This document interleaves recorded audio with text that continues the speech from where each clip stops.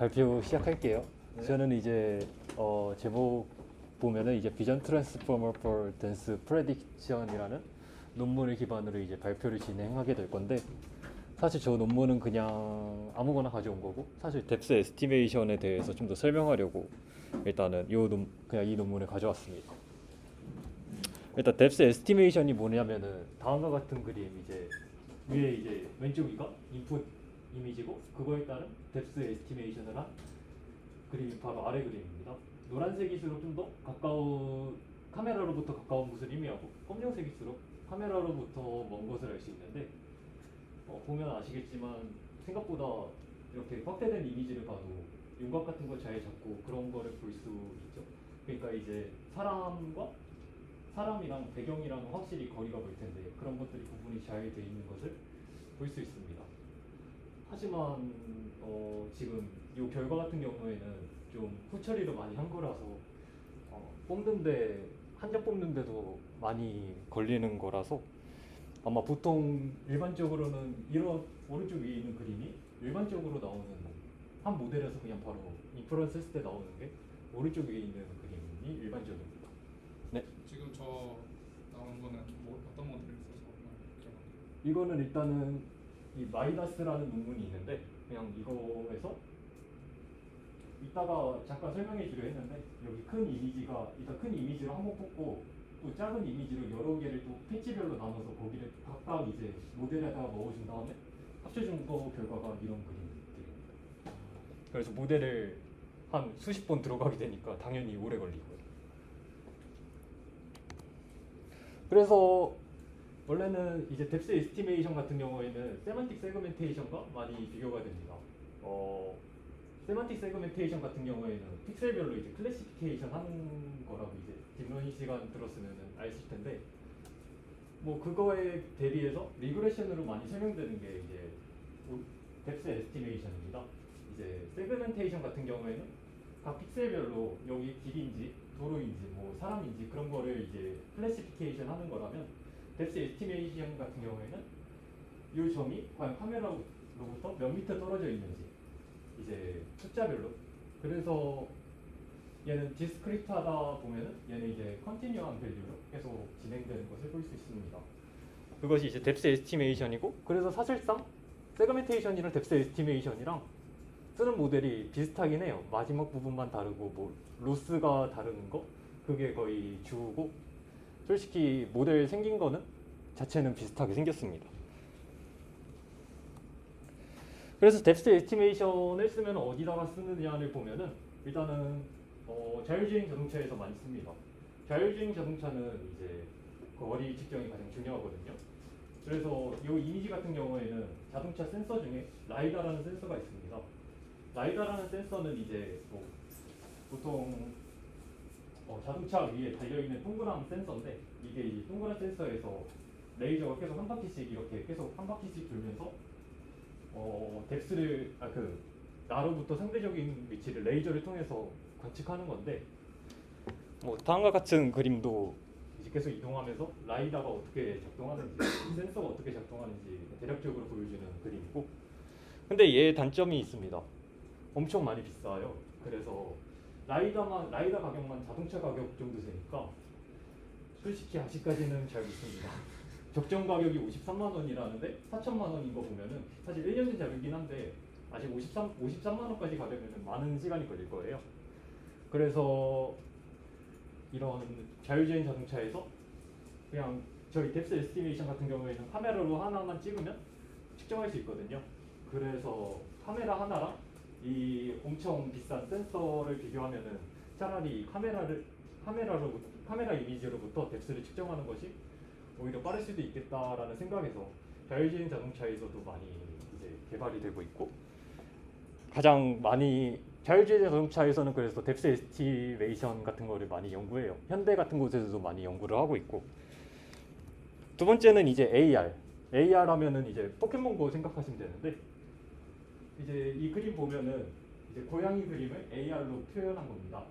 이제 왼쪽 그림 같은 경우에는 뭔가 어색하게 있죠. 요 솜으로 되어 있는 요거에 약간 뭔가 어색하게 있지만, 이 뎁스를 이제 이제 DP 정보를 잘 알면은 이렇게 좀 자연스럽게 특정할 수 있다는 장점이 있습니다. 뭐 이런 안 나오네. 뭐 이런 것도 어쨌든 이런 거 있고, 그래서 이제 포켓몬고 만든 회사인 나이안틱 같은 경우에도 이 뎁스 에스티메이션 연구를 많이 합니다. 특히 저 왼쪽 위에 모노뎁스2라는 것은 뎁스 쪽 연구하면은 무조건 읽어봐야 할 논문 중 하나라서 네, 나이안틱에서 특히 많이 연구를 하고, 그래서 나이안틱에서도 이제 포켓몬고 같은 경우에도 원래는 포켓몬고 같은 경우에는 이 피카츄가 이렇게 땅에 자연스럽게 있지 않고 그냥 가운데에 그냥 한가운데 있거든요. 근데 만약에 뎁스 에스티메이션 같은 이 깊이 정보를 이용하면 좀 더 자연스럽게 있는 형태를 만들 수 있다고 합니다. 아직 상용화는 안 됐지만 이런 쪽으로 연구를 많이 한다고 해요. 이 포켓몬고 만든 회사에서도. 이제 또 하나는 이제 VR입니다. 사실 저도 잘 모르긴 하는데 VR 같은 경우에는 어쨌든 VR에서도 쓸 것 같긴 해요. 저도 어디다가 쓰는지 모르지만 쓴대요. 논문마다 다 쓴다고 나와 있어요. 저도 잘 모릅니다. 근데 자, 그래서 이제 제가 가져왔던 논문이 Vision Transformer for Dense Prediction이라는 논문을 설명드리겠습니다. 사실 이 논문은 좋은 논문은 아니에요. 새로운 게 없어요. 새로운 논문이 아니고 그냥 있는 걸 갖다 썼는데 붙은 논문이어서 저희 연구팀도 진짜 싫어하는 논문입니다. 그래서 성능은 좋아요. 진짜 꿀빨 논문이라고 볼 수 있는데 성능은 좋아서 할 말은 없는. 그래서 일단 기존 논문 같은 경우에는 기존 뎁스 논문 같은 경우에는 유넷 이제 뭐 김승용 교수님 뒷론임을 들어서 저는 어쨌든 김승용 교수님 수업을 들었으면 알겠지만 유넷 구조를 가지게 됩니다. 세그멘테이션이랑 구조가 똑같아요, 솔직히. 여기 마지막 단만 달라요. 그 이제 왜냐면은 클래시피케이션이랑 리그레션의 차이 때문에 마지막 단만 다르게 되는데, 그러면은 유넷에서는 쓰는 게 컨볼루션 레이어를 계속 이제 그 다운샘플링 해주고 업샘플링 해주는 게 목표란 말이에요. 그래서 원래는 다 CNN을 사용하게 됐는데 여기서 문제점이 있어요. 다운샘플링을 하게 되면은 이제 이미지 사이즈가 점점 줄어들게 되면은 줄어들면서 이미지 손실, 정보 손실이 어떻게든 일어날 수밖에 없어요. 특히 이제 뭐 클래시피케이션에서는 솔직히 이 미치적인 정보 이런 손실이 있어도 그렇게 크게 문제가 되지는 않지만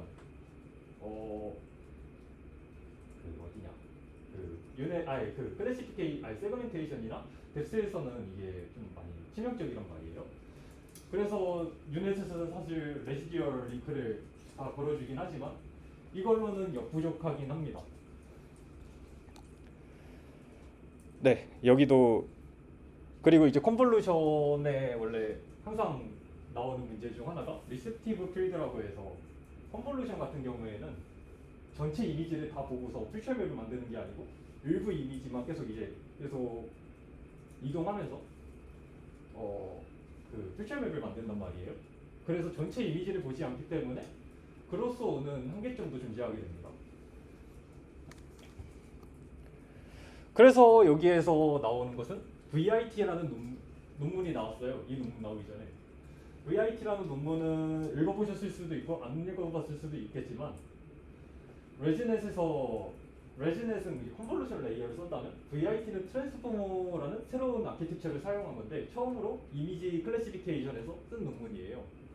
그래서 이 VIT가 나왔으니까 뎁스 쪽에다가 한번 써보자 하는 게 이 논문의 핵심이고 끝이에요. 그래서 사실 새로운 게 없어요. 근데 성능은 죽어서 진짜. 네, 그래서 VIT는 다음과 같은 그림이에요. 다음과 같은 구조예요. VIT부터 설명을 해주면 일단 이미지를 나눠줘요. 16 곱하기 16으로 나눠줘서 만약에 이제 48 곱하기 48짜리 이미지가 있었다면 9개의 패치로 나눠주고, 이거를 이제 이 리니어 프로젝션을 통해서 퓨처맵을 만들어줘요. 퓨처들을 각각 패치에 대한 퓨처들을 만들어주고, 트랜스포머라는 것을 통해서 트랜스포머를 해준 다음에 이 MLPAD라는 거를 통해서 클래시피케이션을 해준다. 이게 다인데, VIT에서는 MLP 헤드 빼고 여기 밑에 부분은 그냥 통째로 다 가져옵니다. 그래서 이제 저희 레지넷 유닛도 레지넷을 그냥 통째로 가져와서 여기 인코더로 쓰잖아요. 여기 인코더 부분을 레지넷에서 그냥 VIT로 바꿨다라고 생각해도 네, 괜찮습니다. 그냥 유닛 구조에서 인코더를 레지넷에서 VIT로 바꿨다라는 게 끝일 수도 있어요. 약간 조금 디테일은 있긴 하지만 거의 끝이에요. 그래서 VIT의 장점은 무엇이냐면은 리셉티브 필드가 개선된다는 장점이 있어요. CNN 같은 경우에는 전체 이미지를 다 보지 못해요. 그 전체 이미지를 다 보게 할 수 있지만 그러면은 너무 계산 복잡도가 너무 커져서 효율적이지가 않게 돼요. 하지만 트랜스포머는 전체 이미지를 다 볼 수 있다는 장점이 존재합니다. 사실 저도 그래서 처음 볼 때는 VIT는 그냥 전체 이미지를 볼 수 있고 CNN은 그냥 일부만 보기 때문에 트랜스포머는 그냥 전체 이미지를 봐서 좀 더 강력하다. 그냥 처음에는 이렇게만 이해했는데 사실 그 장점만을 이용해서 DPT의 이 댄스 프레딕션 쪽에 사용한 거고 VIT는 당연히 그래서 성능도 좋죠. 하지만 이미지를 좀 더 많이 필요로 한다는 단점도 존재합니다. 그래서 DPT라는 논문, 이 비전 트랜스포머 for 댄스 프레딕션에 나와 있는 논문의 구조는 다음과 같습니다. 트랜스포머를 유닛도 인코더를 4개 사용하거든요. 이렇게 계속 여기 다운 샘플링하고 얘도 마찬가지로 트랜스포머를 4개 사용해서 순차적으로 이제 계속 퓨처맵을 좀 더 딥한 퓨처를 만들어내려고 하고 마찬가지로 여기 디코더 부분입니다. 계속 이제 디코더를 4번 진행해주고 그 사이에 레지듀얼 링크를 해주는 게 합니다. 네, 그래서 사실 이 논문은 별로 안 좋지만 그래도 VIT만 알면은 이 논문도 같이 읽을 수 있기 때문에 읽기 편하고 또 뎁스 에스티메이션에 대해서 설명하기도 편할 것 같아서 가져왔고 디코더는 여기는 넘어가도 될 것 같아요.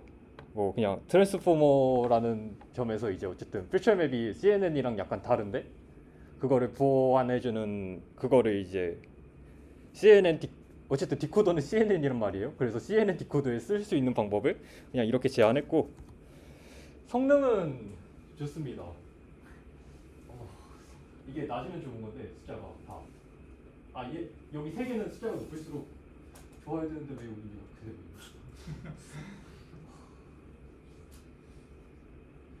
되고 100배기로 그럼 다 낮으면 좋은 걸로 볼게요. 낮으면 좋은 거 같습니다. 네.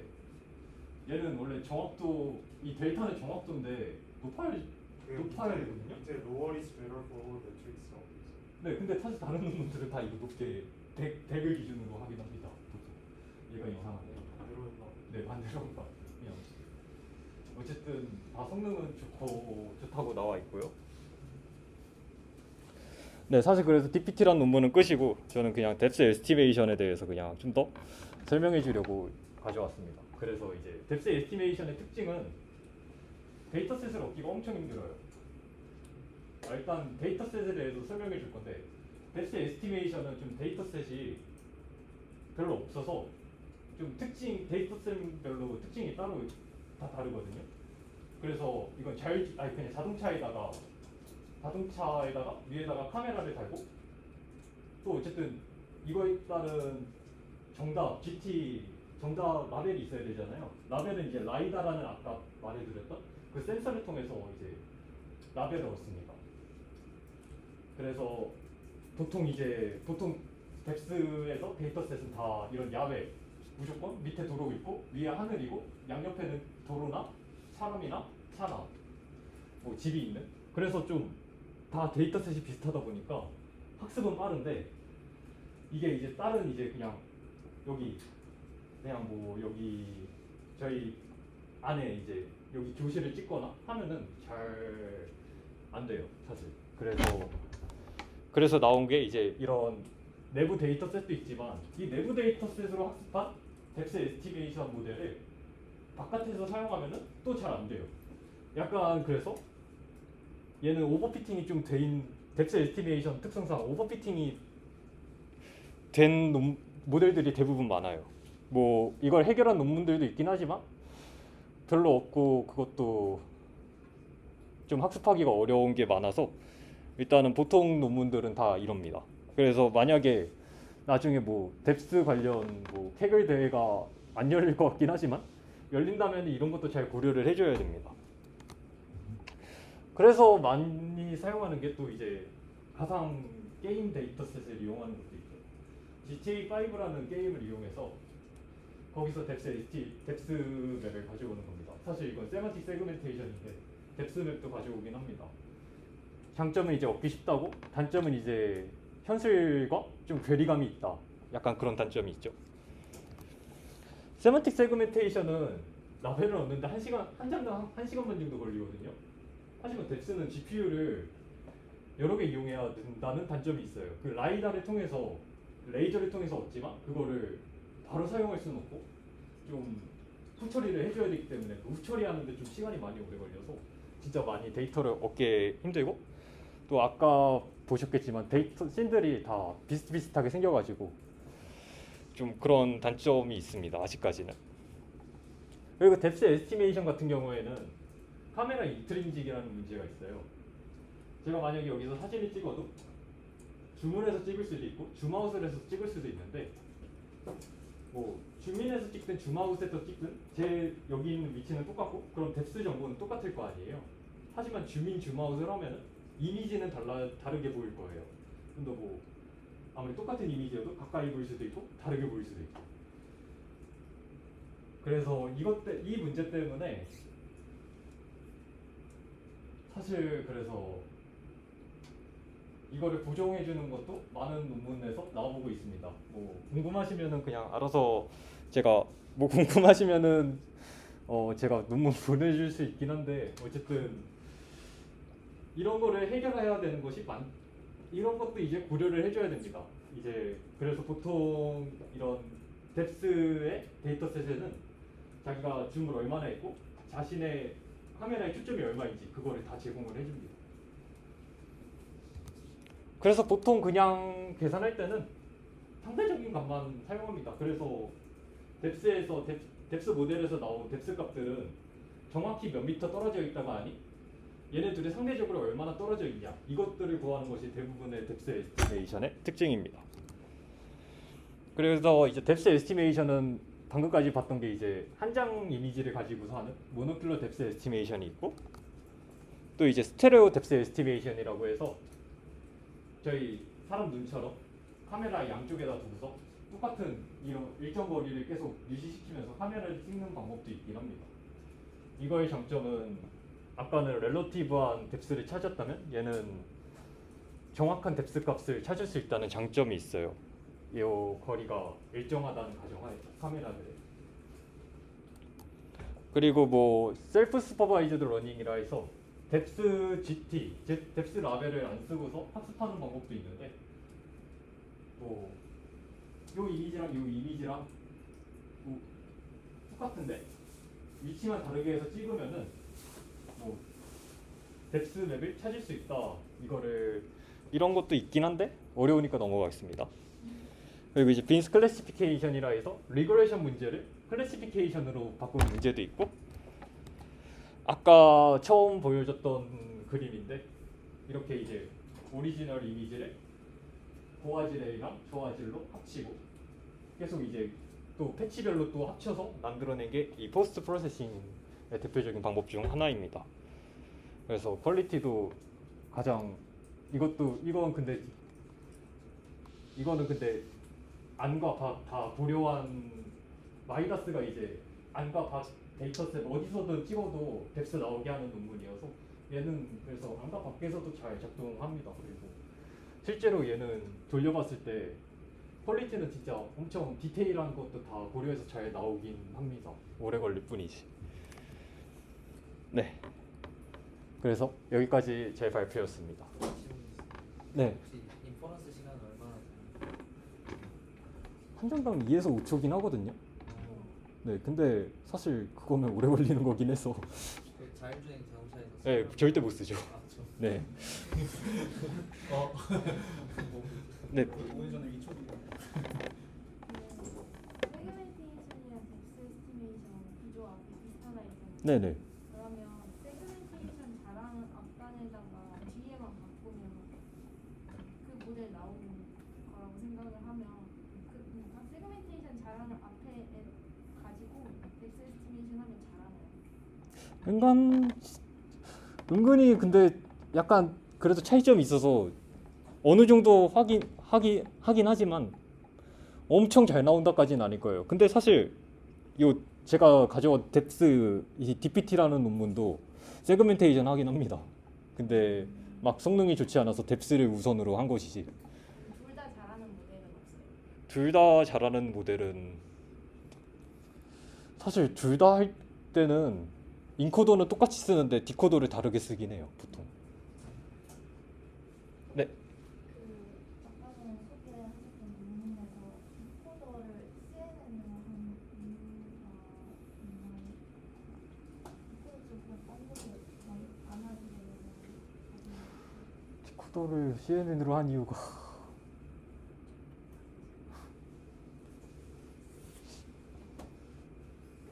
뭘까요?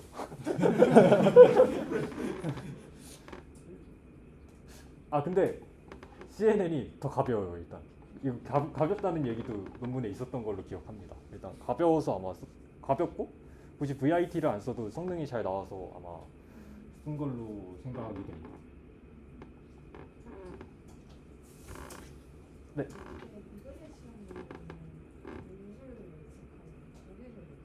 네, 거리를 예측하는데 사실 정확한 거리 예측을 하면 좋지만 아직까지는 한계가 있단 말이에요. 그래서 얘랑 얘 상대적인 거리를 우선적으로 예측하도록. 그래서 이제 실제로 이제 평가 매길 때는 측정한 뎁스 값들이 이제 이미지에 뎁스 값들이 다 있을 거 아니에요. 거기서 이제 평균 값으로 빼주면은 어쨌든 뭐라 해야 되지? 어쨌든 평균을 다 0으로 그 뭐냐 노멀을 이제 평균을 0으로 바꿔주는 것처럼 뎁스도 이제 다 평균을 0으로 바꿔준 다음에 그 상태에서 이제 성능을 측정해요. 그래서 아직 렐러티브한 것밖에 잘 안 된다는 단점도 있어요.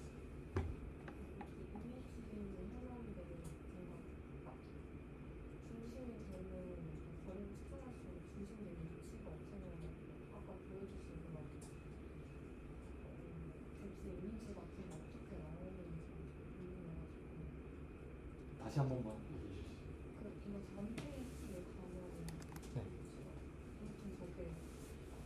노란색 사람이 지금 가까이 있으니까 노란색이 네. 잘 나오는 거 그런 건데 뭔가 그런 이미지 전체에서 딱 하나의 기준이 없고 상대적인 거리만 있으면 저는 그걸 어떻게 대체되는지 저 사람은 이 사람이 제일 가깝고 저 건물은 좀 더 멀고 아 이게 어려운데. 어쨌든 뎁스라는 게 원래 뎁스 값이 모델이 예측한 뎁스가 있고 실제 진짜 뎁스가 있단 말이에요. 얘를 D'라고 할게요.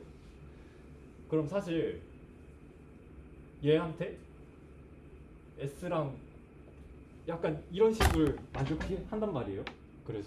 그래서 이제 이 상대적인 값이 얼마나 실제로는 얼마나 상대적인지, 그리고 사실 나는 얘는 이 모델은 1에서 5m를 측정했는데 얘는 0에서 10m를 측정하는 거다 하면은 이것도 다시 더해줘야겠죠. 약간 이런 관계를 이용해서 원래는 측정하긴 합니다. 사실 네. 그러니까 상대적이라는 게 어떤 거를 기준을 일단 삼아야 되는 거 아니에요? 그래서 사실 기준이 되는 게 뭐 가장 가까운 데를 측정하고 아니요 그냥 평균값을 기준으로 아마 떨어진 거를 확인하는 걸로 알고 있어요. 그래서 사실 GT 이 라벨이 들어갈 때 이게 들어가는 게 아니고 뒤에서 이 D'의 평균 한 다음에 그 스케일까지 나눈 거, 이게 이제 GT로 들어가게 돼서 상대적인 값만 말하는 거라서 이것만 들어가게 됩니다. 이번 슬라이드 한 번만 2번이요?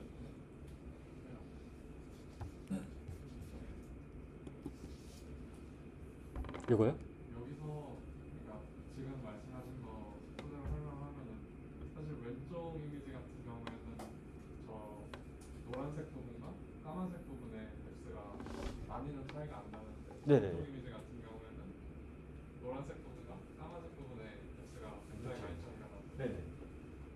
그래서 저런 걸 봤을 때 그냥 이렇게 노란색에서 보라색까지 가는 이미지를 나타낸 거는 그냥 우리가 보기 편하게 노멀라이즈 시켜가지고 비주얼리하게 만든 거고 실제로 측정되는 뎁스 상대적인 뎁스 값은 이렇게는 안 나오는 거죠. 아 맞습니다. 노멀라이즈라는 단어가 생각이 안 나서 그래서 못했는데 노멀라이즈 한 거라고 생각하면 됩니다. 맞습니다. 문성님 말이 맞습니다. 네. 그 GPT 논문 보니까 네. 이 디코더에 CNN을 쓴 이유가 그 메레인 이미지 사이즈를 다루기 위해서라고 아 그것도 있군요. 참고하시면 될 것 같아요. 아 감사합니다. 그러니까 이미지 사이즈가 달라 패치 길이에 따라서 이미지 사이즈가 달라지는 걸 다루려고 편집을 하려고 CNN을 썼다고. 아 감사합니다. 제가 논문을 읽은 지 너무 오래돼서.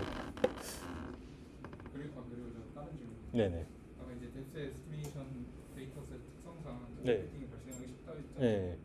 그러면은 만약에 뭐 내부 데이터셋이 있고 외부 데이터셋이 있으면 적절히 섞어서 학습시키면 학습이 잘 안 되는 거예요. 아 그게 저 마이다스라는 논문인데 딱 이거 수식이 이 그 논문에서 나옵니다. 이거 이용하면은 가능해요.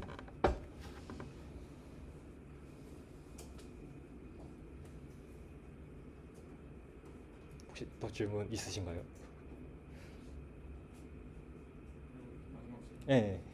그 약간 이제 인퍼런스 타임이 좀 길다고 했잖아요. 네네. 그럼 그런 컴퓨테이션 측면에서 좀 효율적으로 하게 하는 연구도 진행되고 있거나 나오는 게 있을 텐데 제가 그쪽 연구를 잘 안 봐서 잘 모릅니다. 마지막 질문. 네. 그러면 여기서 막 하늘처럼 네네. 뎁스가 무한대인 거는 어떻게 처리해요? 사실 그게 가장 문제입니다. 그게 라이다가 전체 최대 거리가 10m거든요. 그래서 사실 DPT는 하늘의 뎁스를 측정을 못해요. 근데 이거는 아마 처리를 이거 그럼 어떻게 레이블링은 어떻게 하는 거예요? 레이블링도 못해요. 하늘은 아니 그럼 저 거리 저 뒤에 있는 건물만 해도 10m는 안 되나? 아니 라벨은 그렇게 10m까지만 있는데 모델은 그래도 10m 밖까지는 예측은 할 수 있죠. 라벨이 10m까지인 거고. 아 그러면은 그런 거에 대해서는 어떻게? 10m 거리가 10m라고 해요? 아니면 그냥 없다? 보통 10m 밖에 있는 것은 되게 10m로 가정하고 합니다. 일단은 어차피 보통 10m 밖에 있는 것들은 한 점 한 점밖에 안 될 거고 거기 부분은 아마 그레디언트가 안 흘러갈 겁니다. 제가 알기로. 네, 너프 같은 데서는 아예 그 공간의 범위를 네네 딱 지정해 지정하고 주니까요.